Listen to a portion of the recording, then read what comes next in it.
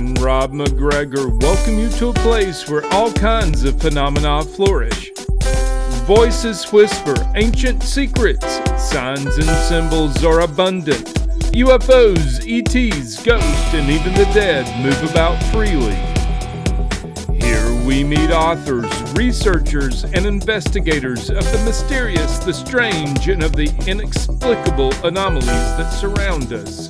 Step out of the everyday world and take a journey into the mystical underground.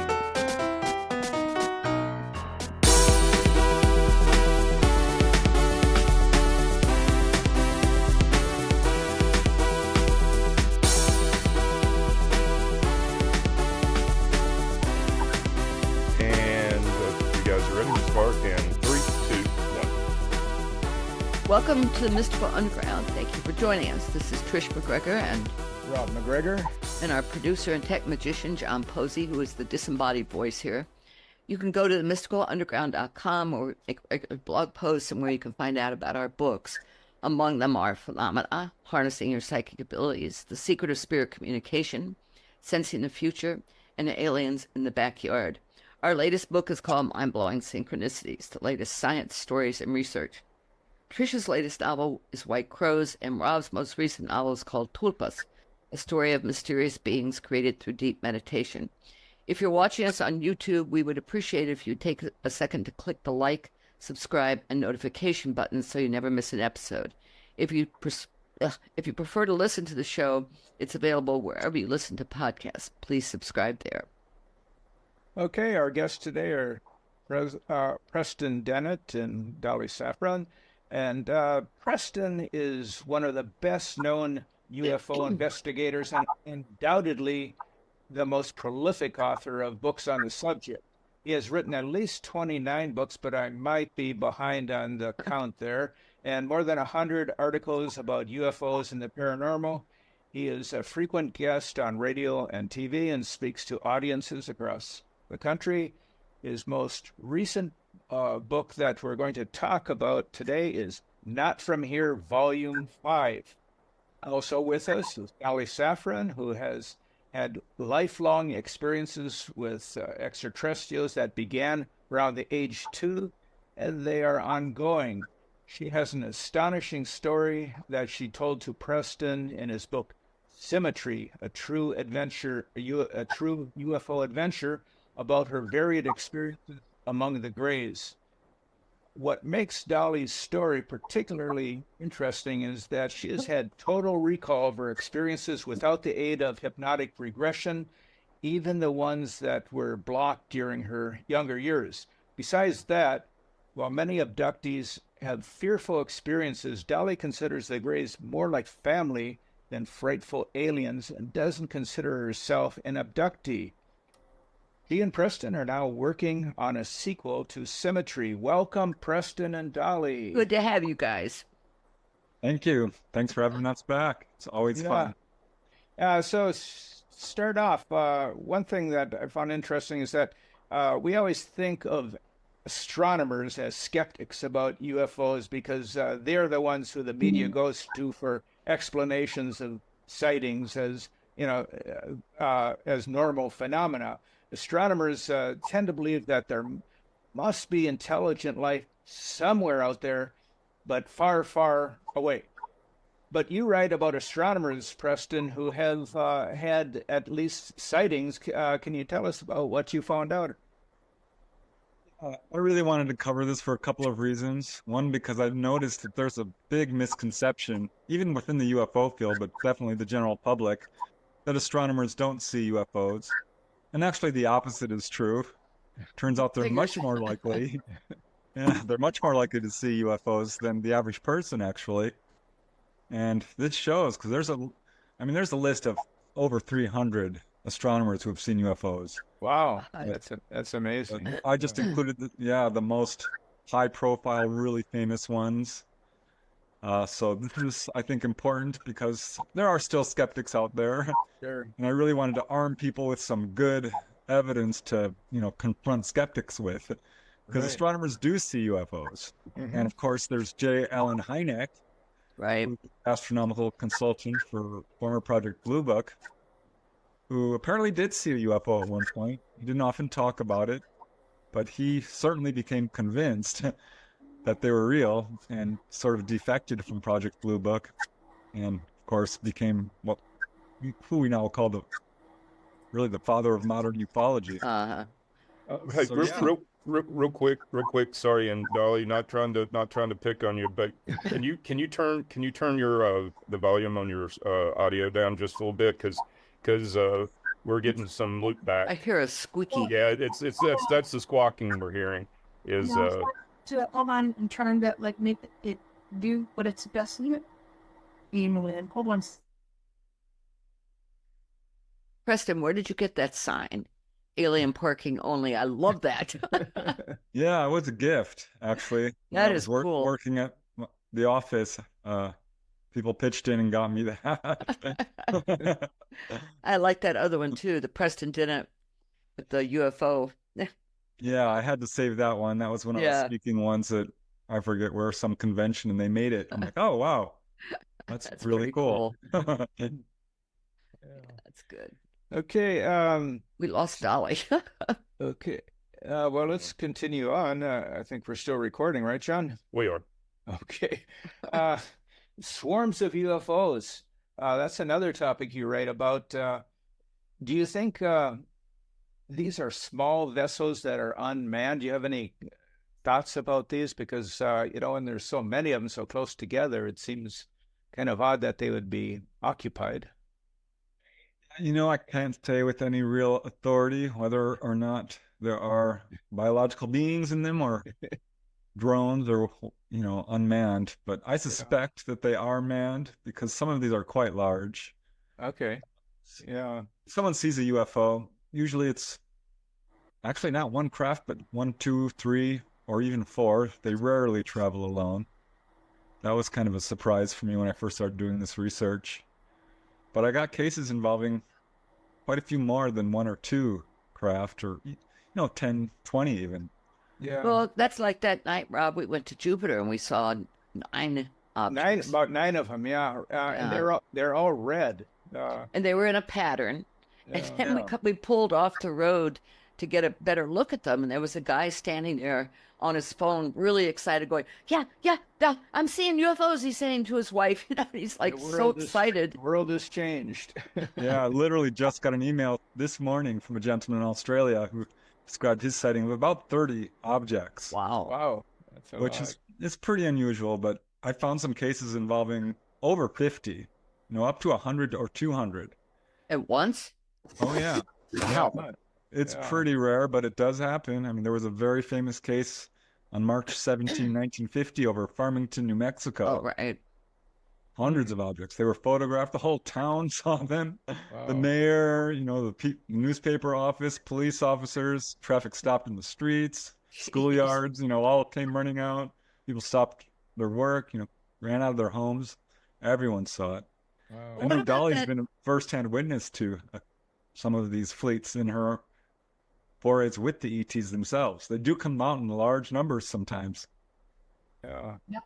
Well, Dolly, why don't they come over to DC? I know they did once, but Why don't they come out? It just depends on what's going on. There are a lot of things going on at the same time that gives them the idea that they're going to be okay to do it and not okay.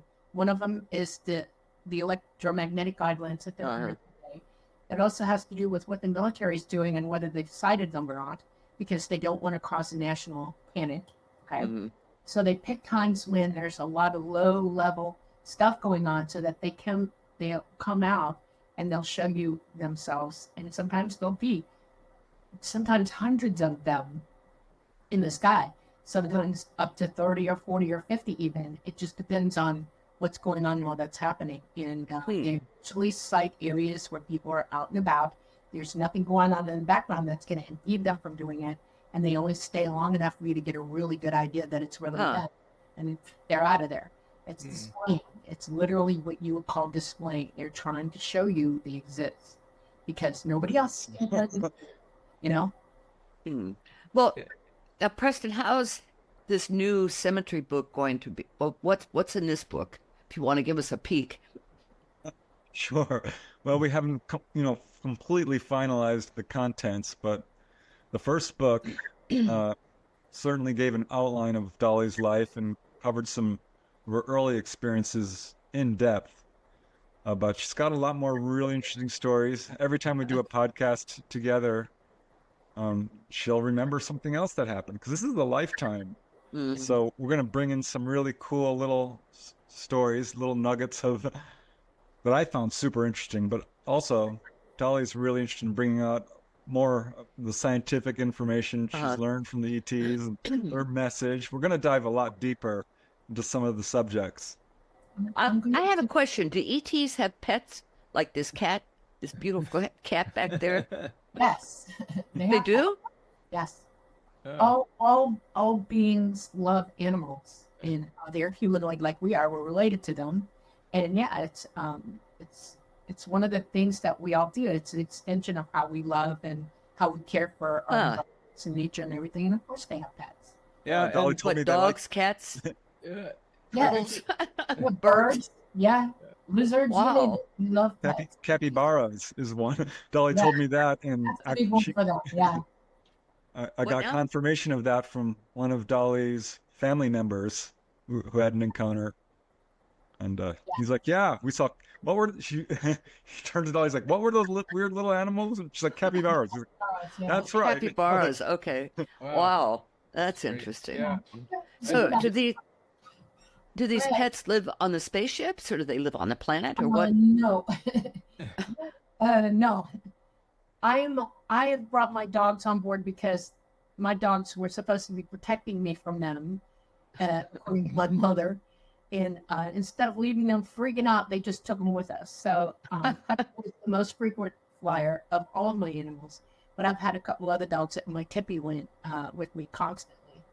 And she never left my side ever, except when I was flying. They gave her something else to do while I was flying. And it is important to me that happened. And I had kind of carte blanche because I was pilot. I got to do what I wanted to do.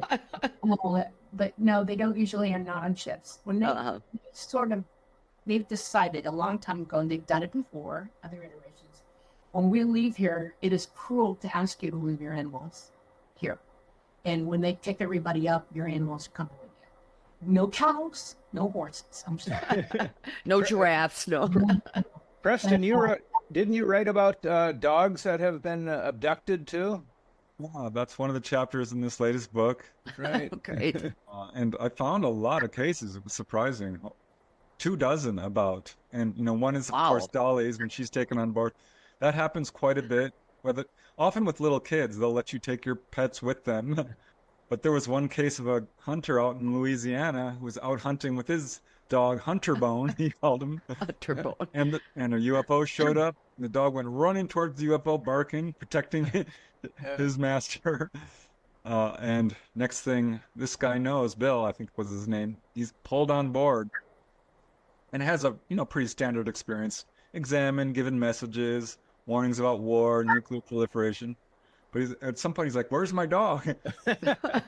They pointed to the other side of the room, and there was his dog, unable to move, paralyzed, but floating through the room like a stuffed animal. Jeez. Wow. And they said, we're sorry, he's fine. He tried to bite us, so we had to protect us. Yeah, a lot of cases of people going on board with dogs or seeing dogs on board. It's pretty interesting. Yeah. Nigel would try to make friends with them. Yeah. We have a golden retriever who likes to be friends with everybody. Yeah. So, Preston, calling down UFOs is a fascinating aspect of UFO research because it seems to be true. You joined a group with Stephen Greer, I believe, that called down UFOs. Can you talk about that? I became interested in this after I found a couple of cases very early on in my research.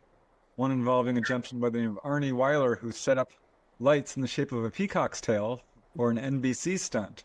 That's, of course, the logo for NBC. Right. It involved computerized, colored lights. And they turned it on, and 3 UFOs came swooping down, as if to investigate. And, if you think about it, a peacock's tail does look a little bit like a UFO. Yeah, when it's on the that's true. ground. At any rate, he turned to the special effects guy, Rick Liebert, and said, "Oh my God, look, UFOs!" And Rick Liebert, who's really in charge of the whole thing, said, "Oh yeah, this keeps happening whenever I do these sort of publicity stunts." So I ended up talking to Rick Liebert. He described another incident down in San Diego, California in 1978, where he used a green argon laser to play and beat with a radio station. And that called down UFOs. So I wrote this article called "Calling All UFOs" for UFO Universe. And Stephen Greer actually read it. He told me, he's like, "Wow, this is exactly the sort of cases I'm looking for." He wrote about it in his book and did a lecture down in LA where we formed a CSETI group, Center for Study of Extraterrestrial Intelligence, to call down UFOs. And I was a core member, a charter member, and we did it for about 5 years or so. Every couple of months we'd go out, stay up all night. Boy, it was exhausting, especially if you're working full time. Yeah. Remember Jamie Cromwell was doing that. Right, yeah. Years ago, we were, I think it was Trish was working on a novel with James Cromwell, actor, and he started talking about going out in the desert with Stephen Greer and calling down UFOs. That kind of surprised us. Yeah, I mean, it works. I've been in Stephen Greer's presence when UFOs showed up. I think he is a genuine contactee. He's somewhat controversial. Yeah. But yeah, this is actually a really interesting type of encounter because, people think of UFO sightings as being random. Right. And unpredictable. And to a certain extent, I think that is true, but yeah, using not so much lights. I think really the key is consciousness and meditation. Dolly can probably elaborate on that. But I love CE5s because it allows anybody to see a UFO, a skeptic, and you can actually study it firsthand instead of studying UFO reports. Right. So what's the procedure, the method that Greer uses? You said meditation is part of it? He also uses another element to it. I'm going to break this news because it's true. He uses a type of radar that broadcasts, and he broadcasts complex mathematical equations or statements up, and it catches ET's attention every time he does it. I was first flying when he first started this, so I was young, very young. It's like 21, first time I heard it. And we were getting a broadcast that shocked us. And we were trying to figure out who it was at first, and we started remote viewing him, and we realized that he was using this type of radar. Well, when you've got young pilots with you, you want to go look. We have CE5s. I don't think there's a single incident. If there is, I will be surprised to find out, where a craft will come down where you can actually see the entire craft and see its components and all that. Oh, this is when you were piloting. Yes. Oh, okay. And, so they went down to the limit that ET allows, okay, to come in, and they flared. They powered up. Is what they did, and just so that they knew that they were watching them. It has become a thing that when he's broadcasting, that they'll show up for it and they'll flare for him and stuff like that. He is a contactee, not a joke about that. He really is.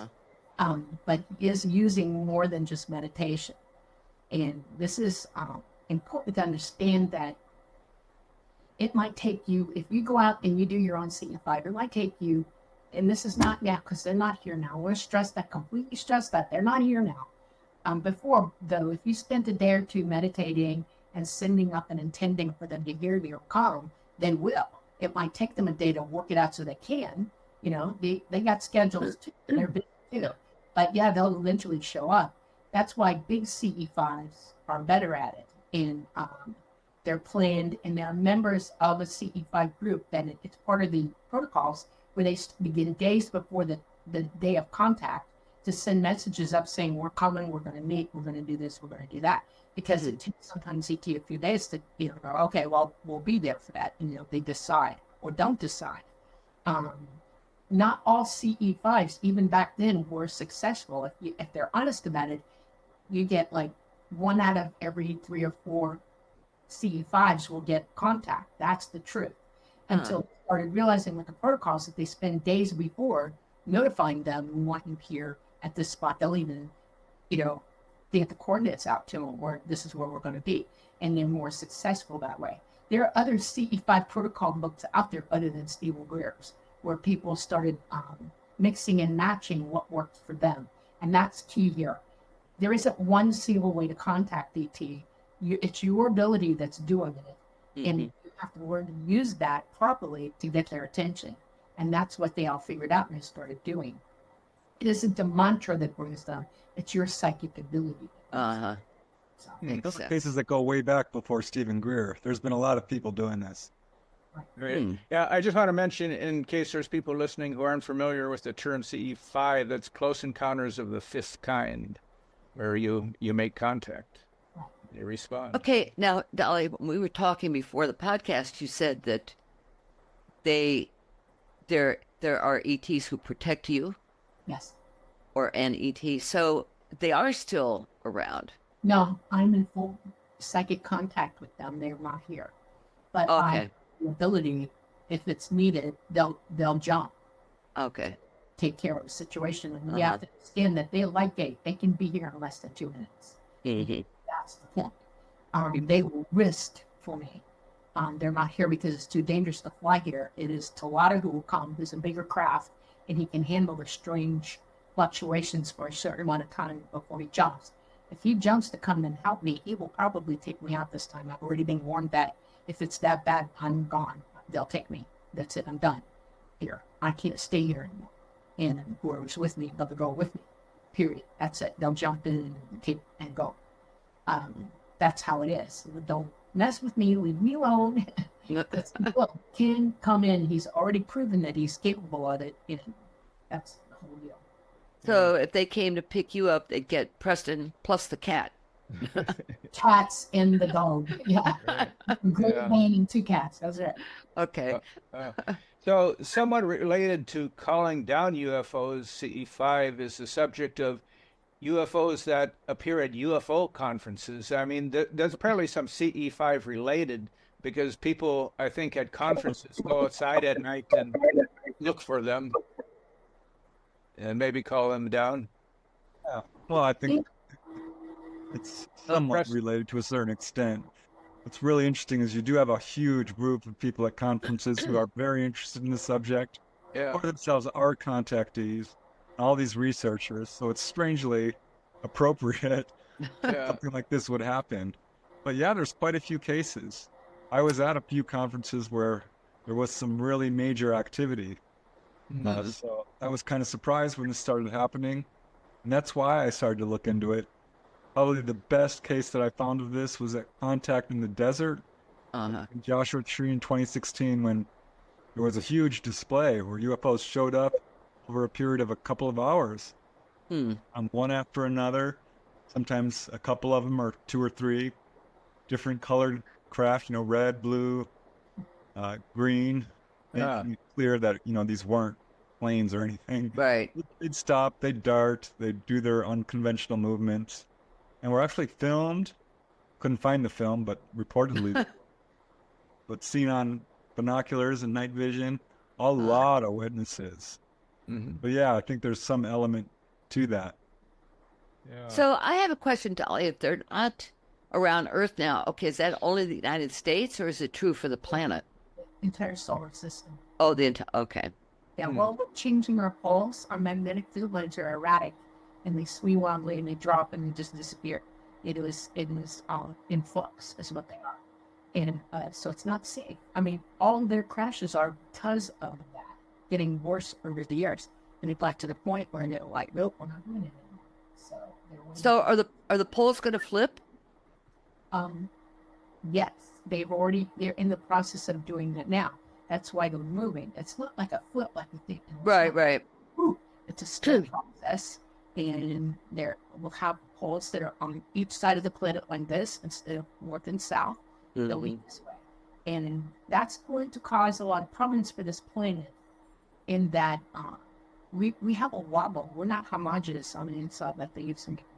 Okay? There are big warping bubbles of magma jetting in different places, and it's heavy on one side versus the other. The poles Right. also way different, and we gyrate like this. Okay, you know, we have a wobble like this, and we were sideways like this. Okay, and the force of that, when the poles get and the magnetism of the planet settles back into a field, we're going to start to go. And then our sun does something crazy, because all this craziness going on in our solar system, because we're not the only ones changing things. Our sun is, and every other planet as well, will have the energy from all the dust and particles and everything from space and everything else congregates around the outside of the sun and right into it. And it will have a micronova. And when it does, the energy impacting us from that and every other planet that has the wobble like this, they're going to turn. And we're going to flip over on our side to match our poles. And it's, so the poles would, instead of being like this, they'll end up being like this again, or in a different place. You know, Yeah. like There's good scientific evidence of this, by the way. yeah, there's absolute Well, this was evidence. Edgar Casey's prediction too, way back. We're in that right now. It's going to happen. Uh, And so, yeah, that's why they're not one at all. If we see something in the sky, you need to, you know, ask yourself, and try to identify it. Because, Yeah. Preston, you have a lot of contacts, and people know about you and contact you, new information you're receiving all the time. Is anybody contacting you about abduction stories at all? no. Not in the past 2 years. Okay. Uh-huh. Yeah. I See, did get that coincides with what Woodley told us too, Rob. Yeah, I know. Yeah. Just Yeah, not if you happening look at now. MUFON and Newfork, Hmm. you're not seeing much of that either. I have Wow. to say that some people might not see. Well, Dolly talks about this. You might see an actual, what looks like an ET, but that's remote viewing, or what do you call it? Astral projecting, perhaps. Hmm. Ah, okay. If you remote view in front of you and you actually see them, or they can astral project and project enough for you to see a body, you know, to see them standing in front of you to check you out that way. We're capable of stuff too, which is serious. You know, you need to understand this. We're capable of it as well. And we just need to get there. Interesting. Yeah, Preston, in your book, you also talk about aliens that have appeared at UFO conferences. Can you talk a little bit about that? He just did. Well, You sort of. sort of. No, he's talking about UFOs that appeared, not the aliens at Oh, the okay. the aliens. Well, there was right. a conference I attended at Irvine. I was speaking about USOs, unidentified Ah. submersible objects. Right. And it was really interesting because there was a gentleman there, Thomas Michael Knox, who was attending just to hear the speakers. You know, Stanton Friedman was there, Linda Zimmerman, some really good speakers. And he, at the time, was suffering from a torn Achilles tendon and had to have surgery. It was all scheduled. But in his hotel room, you know, this is during the conference, he had retired for the evening.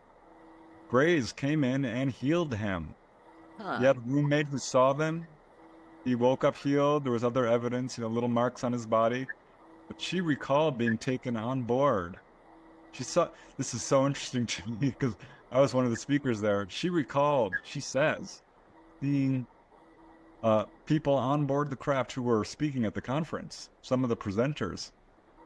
Funny, because I woke up that morning feeling a little off, a little nauseous. Like, gosh, you know, am I getting sick? I was fine yesterday. Yeah. Hmm. I don't remember anything, but when I heard that, I did recall that. But in confirmation of that, there was another report of people who were outside the hotel that evening and saw what they believed was a UFO. Multiple Huh. witnesses. So that's one case. And there's a few of them. I mean, Giant Rock was a very popular UFO conference back in the 50s. And there was a case that took place there in, I think it was 1959, where UFOs showed up. I believe there was actually photographed. You can see a photo taken by a sheriff, a good witness. But someone said that they were approached by this female in a jumpsuit who had a very strange conversation that he believes that they were ET, Hmm. which could very well be. I mean, they do have the ability to walk among us. There's quite a few cases of it. We know this Joe Killian. Dolly, you had asked me some questions about him. His experience was in 2019, so that would fit before any. Okay, yeah. Yeah. They were another con too. Tawada followed me on the flight from Panama City to Las Vegas. And when I got there, he stayed there for a little while, waiting for me to get off this plane and get out the door. My friend was there waiting to pick me up, and he followed us out to Waffle, where I was going to go to Minicon with Preston. He was sighted, and it was in the news, and they suppressed it. But everybody that was there knew about it. They just had a CE5 while we were there. And I thought it was funny because where they were going was not where Tawada was staying, though. He was going to hang in with me at the Airbnb. Where we were at, it was like, Laughlin is right next to Bullset City. And my Airbnb was in Bullset City, right over the river.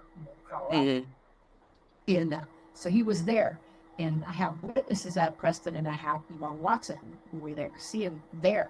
And I can't wait to see if anybody else in Bullset City said anything about it, but it didn't come into the news. But once you walk down step there, it's locked down. Nothing stepping out. Yeah, he was absolutely there. He could be seen. Saw the news report. It was really cool. They're like, something was seen in the sky. Something on the was mainstream seen. news. Yeah, especially because it was dropping drones. I mean, you can't miss that. It's hard to miss, Mm-hmm. Well, Preston, have you seen aliens? Have I? Oh, yeah. I sure have. I've had a number of really close-up sightings. Started having telepathic communication, a missing time encounter, dreaming of being on board, which I think are more than just dreams. But eventually, I did have one thing happen once when I was living in a condo, a 3-story condo, where I woke up one evening and I felt a cat walking across my bed. Didn't have a cat, not at that time. So that woke me up. And I looked to the side, I was sleeping on my side. I like sleeping in a very dark room. Light will wake me up. But I saw something, and it was very thin. And it darted out of the room really fast.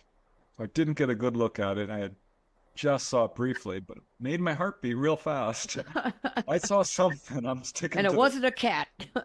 No. And that was but since, fairly recently.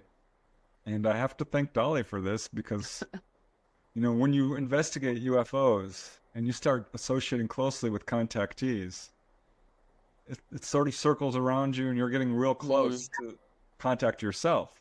I've had this happen, hanging out with people who are seeing UFOs. You will see them. And I had my first fully conscious onboard experience on my birthday.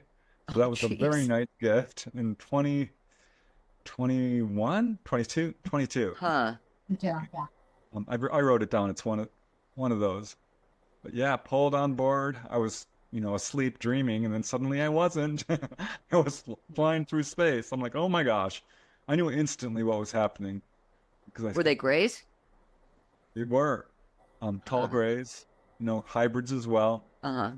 Some other types. There was a lot of people on board too, just normal people, mostly younger than me. So a lot of people got in. I had COVID. I couldn't go. I couldn't fly, do anything. So Mama went with Talata, and they picked him up, gave him a ride. It was the coolest experience ever. I loved every second of it. Where did you go? Well, I found myself in the center of the craft on a little table. They were examining me. I kept telling them, I'm fine. But they really wanted to make sure, I guess, that I was all right, because it was a long trip up. It took a full minute, which is very, very interdimensional. I don't know how to describe it, but you're like, Dolly describes it, going up this energy beam. And I recognized, it was something familiar to me and somewhat similar to astral projection, but different. Yeah. So I was okay. I was absolutely fine. They're like, okay, get up off the table. And I walked over to a tall gray, who I now know as Mama, and I kind of recognized her from Dolly's description. So tall. She was 7 feet tall. Wow. And just a walking example of grace and beauty. Yes, she looked very different, but those eyes were so amazing. and I don't know, she radiates this aura of wisdom and love and beauty. And she tilted her head slightly, and she says, "So, is this what you expected? Is this what you For thought it your would-" birthday. And I said, "No, this is much better. This is awesome. Can I go explore?" And she's like, "Go ahead." Wow. Huh. So yeah, I ran to the other side of the craft because there was a couple of lines of people, youngsters. Youngsters, I say youngsters, they were probably 20, Uh-huh. 25, 30, lined up in the center, just kind of in a little bit of a daze. They looked a little hypnotized to me. Weren't fully snapping to it. But I walked past them to the other side, and I looked out the window, and I could see the earth way the Wow. heck down there. It wasn't like a globe so much as it was kind of like that. I mean, I really don't know how high up we were, but it was miles and miles and miles. So what were they going to do with those other people that were standing in line? I Examine presume them? that they were just checking up on them. I don't know. I walked up to them. I tried to talk to them, and that's They when I were found adamant. out, that they weren't fully Yeah. aware. Yeah. Some were. There was a couple of people who were talking and laughing and having a good time. I saw some ETs at the far end of the room who looked different. That one did make my heart leap a little bit. I'm like, oh, look at those guys. I wanted to walk up to them, but I was just, I'm not going to say overwhelmed, but in absolute awe. How long did it last? 5 minutes. 5 minutes? Really? Okay. Wow. You're there. Yeah, not super long. It could have been 10. It was not more than that. Yeah. But I pretty much remembered the whole thing from beginning to end. That's great. And then Well, I was kind of hoping when we met you guys for lunch in 2023 that something was going to happen. If I could, I would. Okay. It's always good to be prepared because you never know. It Yeah, can that's happen when true. you least expect it. Now, did you end up back in your bed then, or were you awake, fully awake when this happened, or? Yeah, did you- I mean, I was pulled out of a kind of a dream state, Okay. but I woke up instantly before I even got to the craft, Yeah. and it ended when they handed me a cup of green liquid to drink, which Wow. was actually really cool. It tasted like kiwi lime, Huh. very subtle, Yeah. very thick and syrupy. Dolly can explain what that was for, because I didn't know. I didn't ask. I wanted another sip, and they looked at me like, "What? Really?" Sure. I'm like, yes. I wanted to taste it because it tasted good. Yeah. What was it, Dolly? It has some elements in it that help you overcome radiation, because anytime you're going up with them, you're going to take a load of it coming up and going back, so that it relieves you of that, and it calms you. It's a relaxing agent, and it releases these, so you don't sprint going up or down with it. And it is, yeah. A lot of people, it's almost like taking it's a natural element that's in milk, in turkey. Tryptophan. It's like tryptophan. It Tryptophan, relaxes you, Yeah, it and makes you sleepy. it can work you out and make you sleep. It's a natural element. Interesting. Yeah. I woke up immediately after that experience, or woke up. I came down into my bed and I was awake. So Yeah. I'm like, wow, Yeah. That's a pretty cool birthday present. best I ever got. I have to say, Yeah. and I've had some good ones. That's So- good. So, Preston, you read about aliens who can change shapes. Do you think they're changing shapes, or is it our interpretation of what we see that is changed? I mean, could it be their psychic abilities making them appear as human, and then change back, or are they changing? I mean, I think well, Dolly can certainly elaborate on this, but definitely people have what we call screen memories, yeah, which I think is, largely on us because we really try to, we see everything through the lens of our belief system. Uh-huh. yeah, And ETs know this, and I think sometimes they will purposefully encourage us to, come away from a memory as seeing an owl, perhaps, Uh-huh. a clown, Right. or a cowboy. I've heard Yeah. this is especially true with children.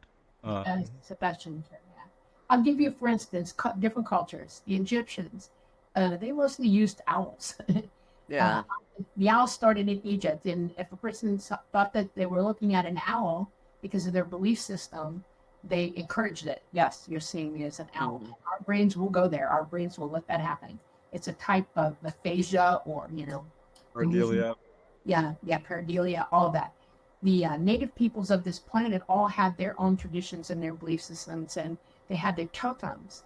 And your totem was personal to you, and ET used that. If your totem was, an owl or an eagle or a bear or whatever, that's what you saw.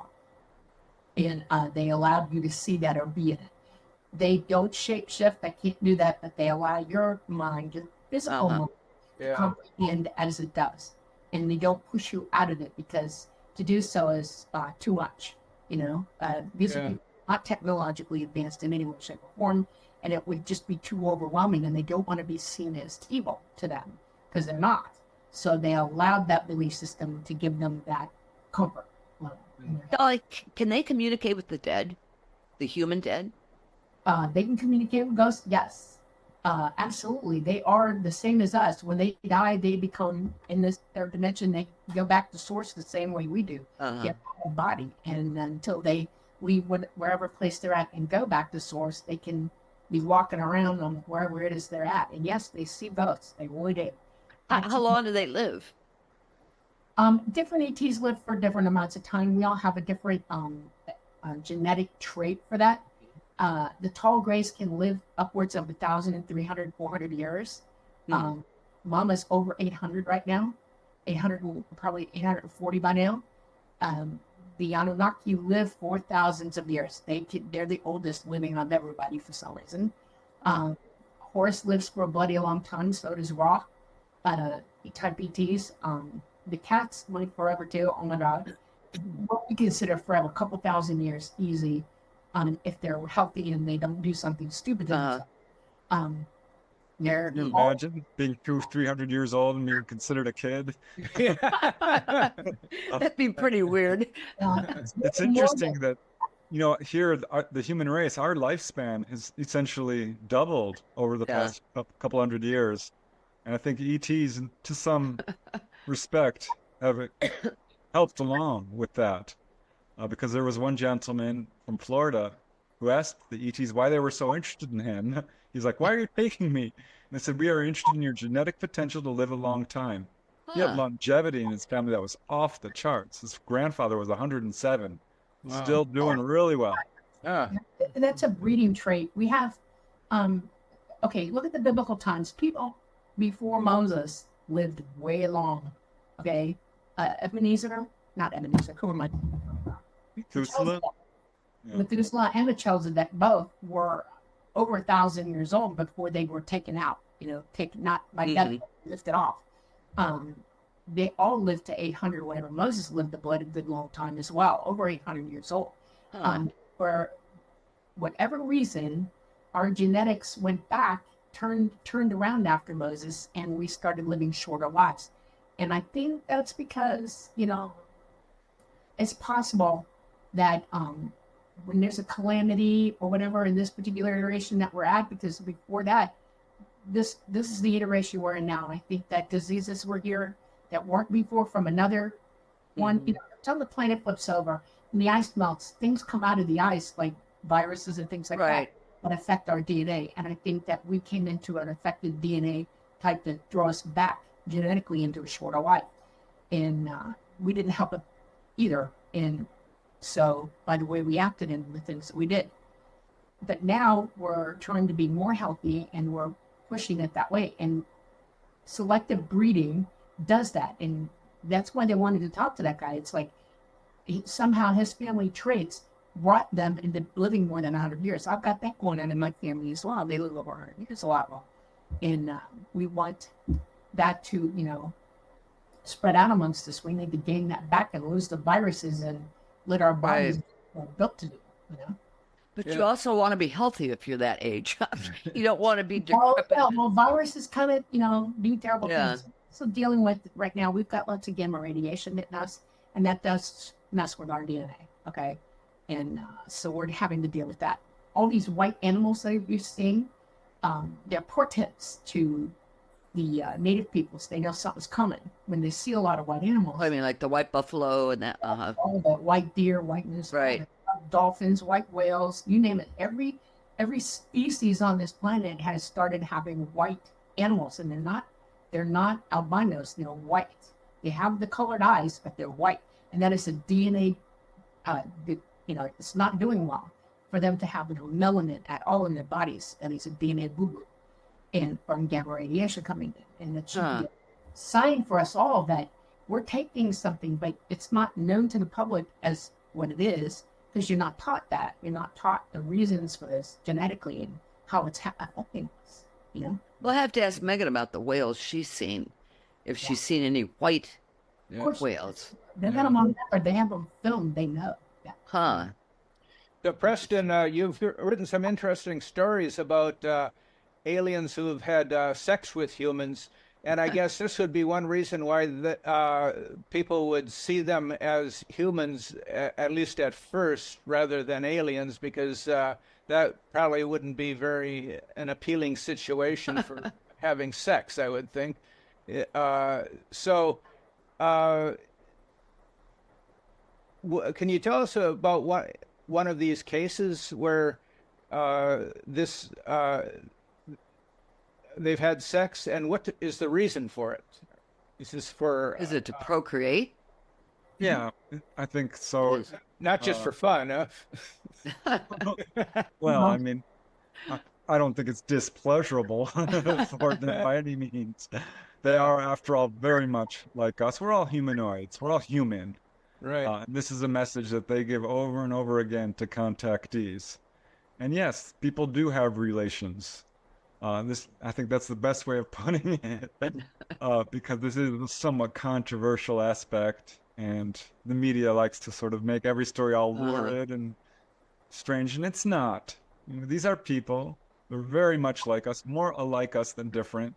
I did interview a gentleman who, as a young man up in Oregon, had a very strange experience where he was basically, I'd guess, he met this woman who looked a little odd. Her hair was very much perfect. Her skin, she had hypnotic eyes. Mm-hmm. She was wearing this robe. He had just seen ETs an hour earlier, what he believes were ETs. And then here comes this lady following him home. And she basically was very upfront, said, let's have relations. He's like, he's a young man, he's like 22. He's like, this is my lucky day. Of course he's going to say yes. He's a young man. He's Randy. So takes her home, and she's a little bit awkward. She's acting a little bit different than your average person might when having sort of a one-night stand. Uh-huh. And I don't want to get into all the detail. I do go into graphic detail in the book, Humanoids and High Strangeness. But essentially, that's what it was. She said that she was basically procreating with him to have a baby. Huh. At some point, he did get a flash of looking at her, and she was bald, had the big eyes and the pale skin, and she was also anatomically slightly different. Very flat-chested. Looked, there were some real interesting differences. Which again, I don't want to get all graphic in it, but it's in the book. And yeah, I've run into a few cases like this. Dolly knows about these sort of cases. Yeah. Is it to procreate? Yes. It is to procreate. Procreate. And my first child that I had with ET, I was 17, and I agreed to it. And they didn't remember that I grew up with them, okay? And they're no different to me than I am to anybody else here. They're all different, right? And we all have different physical traits. We're all different colors. We all have different hair. We all have different configuration of, features and things like that. Right. So I got to know the person who was going to be the parent with me. And I was told by this person that he would watch over the child, that it is our child is to take care of. I agreed.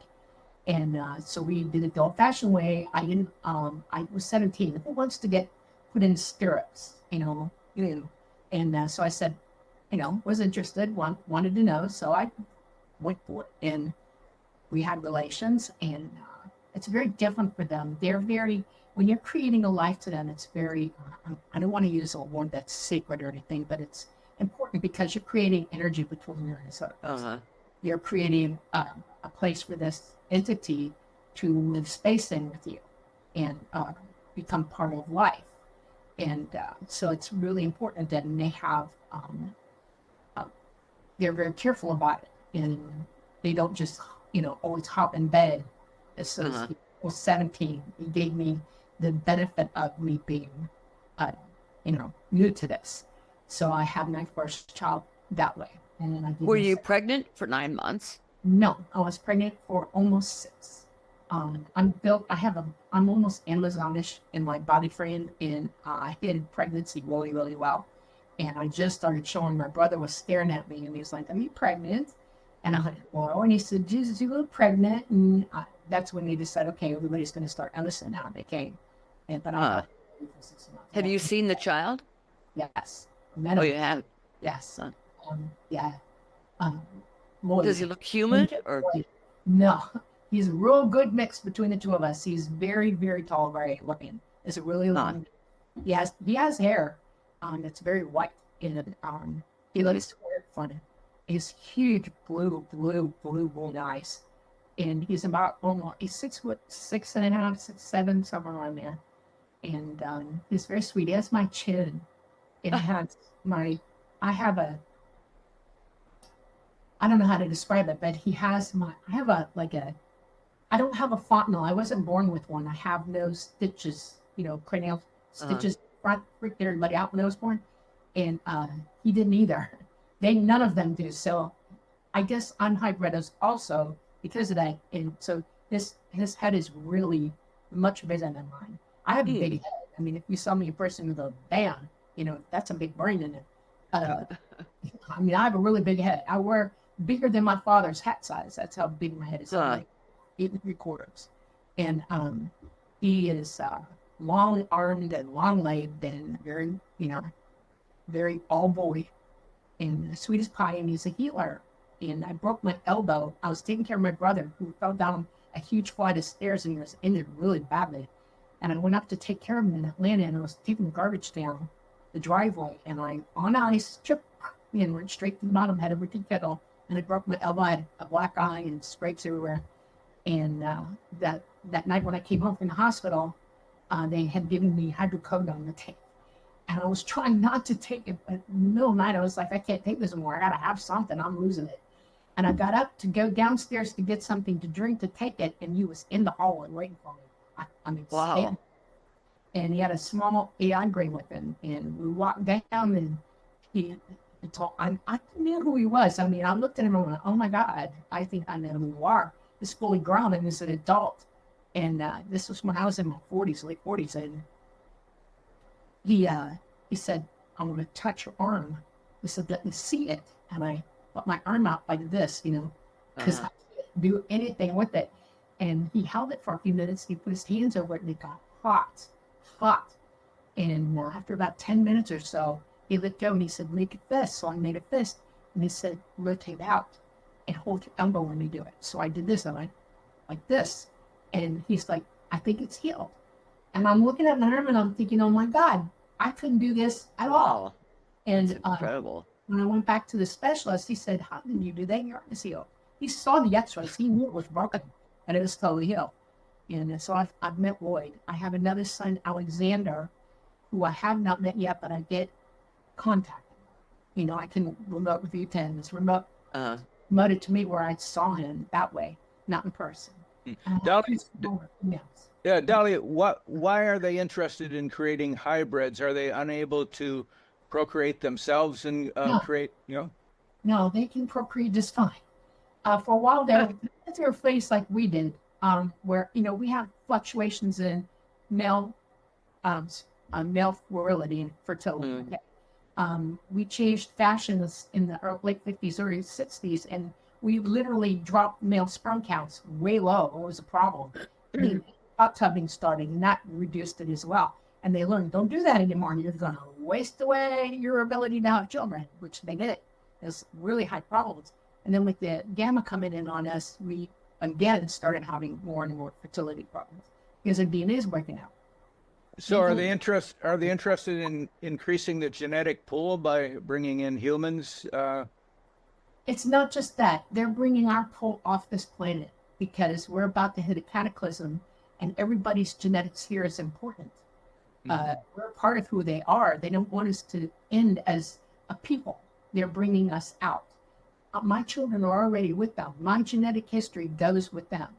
Your genetic history goes with them if they're getting All the animals too, by the way. They're saving the genetics. Humanity will not go extinct. Right. There will be no extinction for humanity. They're taking it off the planet, literally taking it off the planet. And by the way, most contactees who have this experience do get to meet their children at some point. It's absolutely necessary. It's important. Where are they going? They're going back to home worlds. They also have, remember me telling you all about the Dyson sphere that they have? Right. Two of them. One's clean across almost to the middle of the universe. We're going to go there for a while and hang out when they rescue us off this planet. And that's where we're going. And it's because we need to be trained and educated because they need to help us get rid of all the toxins in our bodies. They need to help us learn to use our abilities properly. If we're not, we need to be on our way to it, but they're going to get us back to it and then put us back on another Earth-like planet that we use exclusively us. And they're giving us a second chance to keep going. And our progeny that we've already sent out will come back with us and live with us as well. And we'll breed back and forth with one another. It is important that we don't lose this because in this dimension, this time period, this everything, we're here to learn. We're trying to evolve as a society, as people. And we got catastrophe coming and they don't want us to lose the progress that we've made. They want us to take it and move on with that. Mm-hmm. Dolly, can I follow up on that real quick? Yeah. Rob? Yeah. So Go ahead. just to be clear, or just to make sure I'm tracking. So did humanity on Earth come into existence and evolve independent of these beings that you have contact with? We are their children, and I'm going to explain it the best way I can. We're not the first iteration here. There are many iterations. When I say that every 12,000 year cycle, we're here and then we're taken off to go to this particular place to keep evolving and doing until our children are brought back. It takes a few thousand years for this planet to heal itself after what's coming. And we've had multiple iterations of this. We were on Mars before we were here. And Mars is no longer viable, so they brought us here because we slipped into the catbird seat. If this planet becomes not viable to cold life, it will take us somewhere else in the universe and give us our chance somewhere else. This is the way it is. It is a higher evolved type of, how do I explain this? Moving life throughout the universe. Right? Literally unrelated. We all have the same DNA. Every animal that's on this planet has counterparts all over this universe. Our DNA is complex. They can tell you that. They can tell you that there are more parts to your DNA that they can even explain or understand. They know that each one of us holds in our DNA thousands upon thousands and millions upon billions of codes, and they don't know why they're there. Well, they're there because we have billions and billions and billions of DNA throughout the centuries of existence in this universe. We are all related. When they were on Mars before Mars was habitable, right? Yeah. Okay, so can you choose a planet like Jupiter? No, you cannot. Okay. It only has one right now that can hold by. Okay. This is it. This is us. Mars was where we are now. We were slightly on the other side in an orbit, elliptical orbit, pretty close to, we were circling each other, okay, in orbit around the sun. We were Earth was a lot less, had a lot less gravity at that point. Mars had a little bit more gravity at that point. Life on this planet began with dinosaurs and that kind of thing.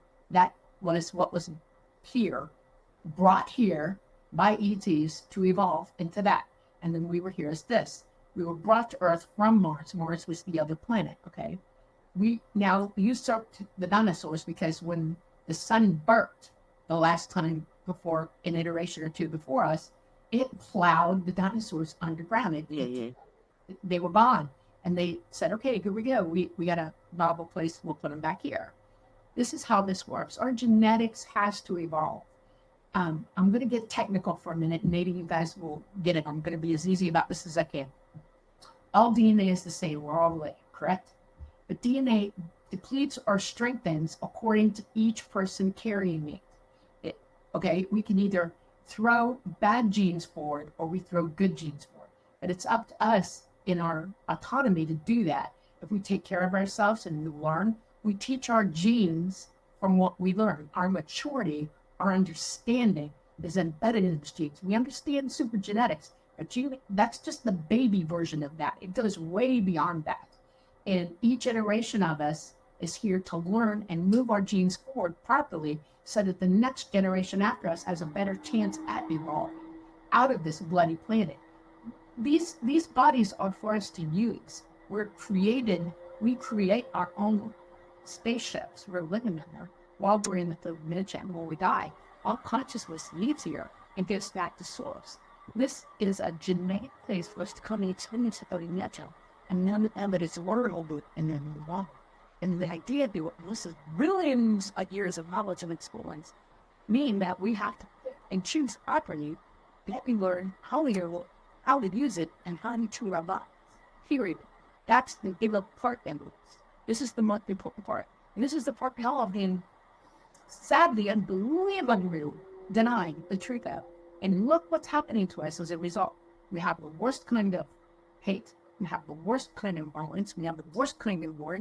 We have people who are monsters and enslave everybody. This is not good. We're treating our genes badly. We're every generation we propagate this gets worse. Next one. Stop. You gotta stop. Okay.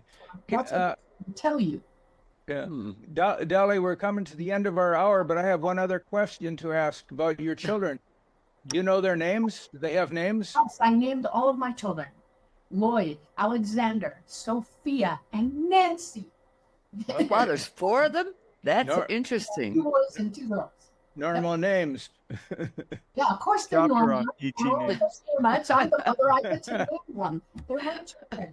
Yeah, ETs have names too. It's one of the chapters in my latest book. Okay.